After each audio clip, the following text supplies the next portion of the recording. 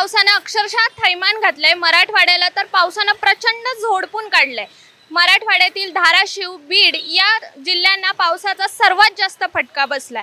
पूरग्रस्तांचं सगळं काही वाहून गेलंय। काहींना घरं राहिली नाहीयेत, तर काहींचं शेतीचं भयंकर नुकसान झालंय।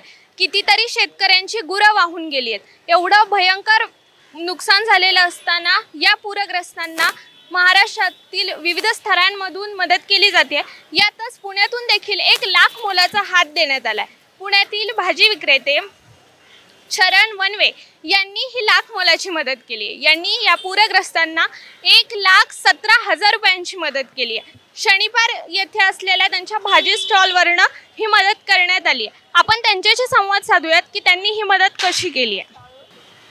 नमस्कार दादा, एखाद्या सर्वसामान्य व्यापाऱ्याने एवढी मोठी मदत करणं ही खरंच खूप कौतुकाची बाब आहे। सर्व स्तरांमधून तुमचं कौतुक होण्याची खरंच गरज आहे। पण तुम्ही ही मदत केली आहे तर काय भावना आहे? काय माहिती का ताई, मी एक तर रोडवर भाजी विकतो। रोज माझ्या महाराजांच्या पादुकांपुढे गल्ला ठेवला होता, त्यात रोज 100 रुपये टाकत होतो। हे आमच्या आईची शिकवण आहे। कोरोना काळात बी माझ्या आईने असेच 1 लाख रुपये कोरोनाग्रस्तांना दिले। माझ्या आईला कॅन्सर होता, पण माझ्या आईचं दुखणं इतकं वेगळं होतं की आमच्या आई आम्हाला सांगायची की माझं दुखणं काही बरं होत नाही, आपण लोकांना मदत करूया। मग हे आमच्या आईची आम्हाला प्रेरणा आहे की आपल्या घरामध्ये जर 1 रुपया असेल तर तो 1 रुपया जर कुणाला कामी आला तर तो खरं मोलाचा आहे, नाही तर तो दुःखाचा डोंगर आहे घरामध्ये। मी रोडवर भाजी विकतो, माझे 100 रुपये साठवून मी तर काल गल्ला फोडला, त्यात बघितलं किती निघलेत, 1,13,000 रुपये 740 रुपये होते। मग मी ते म्हटलं आपण द्यावं। मग आता आमच्या भागातले आमदार हेमंत रासने हे असे आहेत की इथनं जाता येता मी कधी हात केला ना ते थांबतात, माझ्यासाठी नाही कुणासाठीही थांबतात ते इथं। तर ते मला काल भेटले, मी त्यांना असा विषय सांगितला तर ते मला म्हटले आपण ह्याचं करूया सीएम साहेबांसोबत। मला हेमंत रासनेंनी सकाळी फोन केला, हाताला धरून मुख्यमंत्री देवेंद्र फडणवीस साहेबांपर्यंत घेऊन गेले। मी त्यांच्या हातात चेक दिला, मुख्यमंत्री साहेबांना मला शाबासकी दिली। मला म्हटले तू हे दिलं, एक मोठं काम केलं। पण मला तिथपर्यंत घेऊन जाण्यासाठी रासने साहेबांनी नेलं। माझे गुरु आहेत परत कवी गोपाळ सर कांबळे, ते नेहमी म्हणतात की तुमची जर ओंजळ भरलेली असेल टिपटिप रिकामी व्हायच्यात वाटून मोकळं व्हावं। सचिन जामगे असतील, अमित कंका असतील, हे लोकांनी मला नेहमी चांगलंच सांगितलं, त्यामुळं मी हे द्यायची माझी इच्छा झाली, मी दिलं। तुम्ही पुण्यातलेच स्थायिक आहात की बाहेरून पुण्यामध्ये आले? माझा जन्मच पुण्यातला आहे। माझ्या इथं भाजी विकता विकता, आमचा जन्मच इथं भाजी विकता विकता आमच्या आईच्या पोटात कळा इथंच मारल्यात। आमचा जन्मच इथं झाला आहे। माझा जन्म इथं लक्ष्मी रोडलाच झाला आहे, त्यामुळे आम्ही आईच्याच पोटातनं शिकून आलो हा भाजी धंदा। मी आता बिबवेडी गावामध्ये राहिलो आहे, इतकं छान आहे तिथं की मला ते इथं गेल्यानंतर खरंच गावात आल्यागत वाटतं। तिथं अजून वाढ आहेत बिबवेडी गावामध्ये, त्यामुळे मला असं वाटतं मी गावातच राहतो अजून। आणि इथं गेली आमची 40 वर्ष आलं, 3री पिढी आम्ही भाजी विकतो। जेव्हा तुम्ही मुख्यमंत्र्यांना भेटलात, एवढी कौतुकास्पद कामगिरी केली, तेव्हा काय भावना होती की साक्षात मुख्यमंत्र्यांना भेटता आलं, मदत करता आली?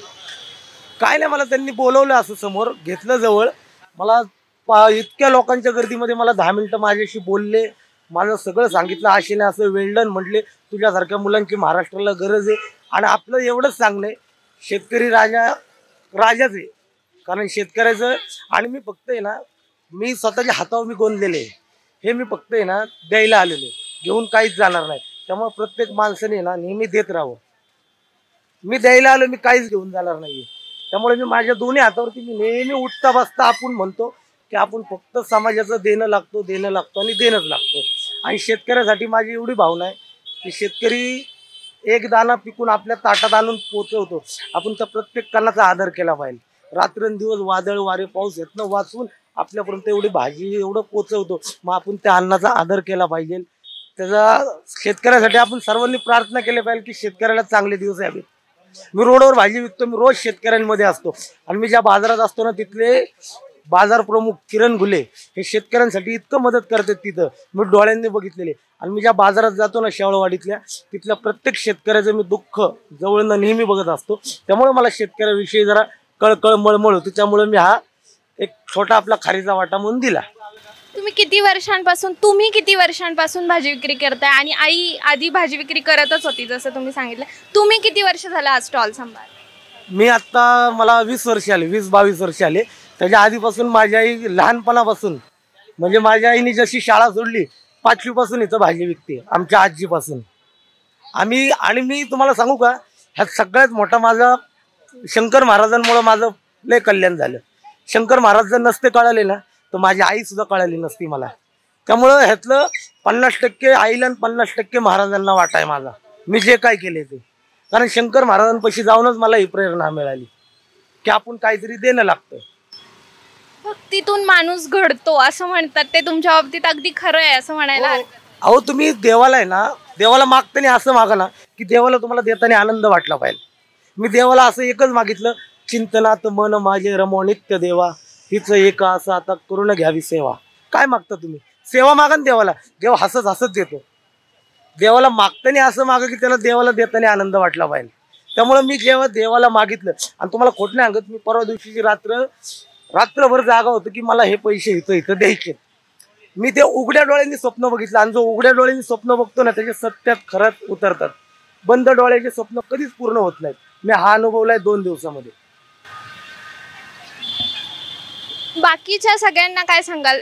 पूरग्रस्तांना खरंच खूप मदतीची गरज आहे, काय आवाहन कराल सर्वांना? माझं एवढंच सांगणं आहे, आपण प्रत्येक जण रोज प्रत्येकाकडे असतात, प्रत्येकाने 100-200 रुपये जरी दिले असे एक कट्टा गोळा करून तरी त्यांच्यापर्यंत पोचतील. कारण तो जर लाख मेले तरी चालतील, पण लाखांचा पोशिंदा जागला पाहिजे. त्यांच्यामुळे आपण आहे. शेतकरीच नाही राहिलं तर आपल्याला कोण देणार आहे इथं काय? त्यामुळे प्रत्येकानं, ज्या शहरातली लोक राहतात त्यांनी प्रत्येकानं शेतकऱ्याला मदत करावी, माझी हीच इच्छा आहे. जसं आपण म्हणतो ना, देणाऱ्यानं देत जावं, घेणाऱ्यानं घेत जावं, आणि देता देता देणाऱ्याचे हात घ्यावेत. तसं सर्वांनी यांच्याकडनं खऱ्याच खूप गोष्टी शिकण्यासारख्या आहेत. आपण सर्वजण या दादांप्रमाणे या पूरग्रस्तांना मदत करूया आणि त्यांच्या दुःखाचे थोडेसे वाटेकरी होऊया. कॅमेरामॅन निलेश सह मी अंकिता चौधरी, टॉप न्यूज मराठी, पुणे. आदिशक्ती तू जयोस्तुते, आदिशक्ती तू जयोस्तुते. सामाजिक, सांस्कृतिक, वैद्यकीय, राजकीय, शैक्षणिक, औद्योगिक आदी विविध क्षेत्रातील महिला आज आघाडीवर आहेत. शारदीय नवरात्रोत्सवानिमित्त टॉप न्यूज मराठीवर पहा आधुनिक युगातल्या नवदुर्गांच्या मुलाखतींचा विशेष कार्यक्रम आदिशक्ती तू जयोस्तुते.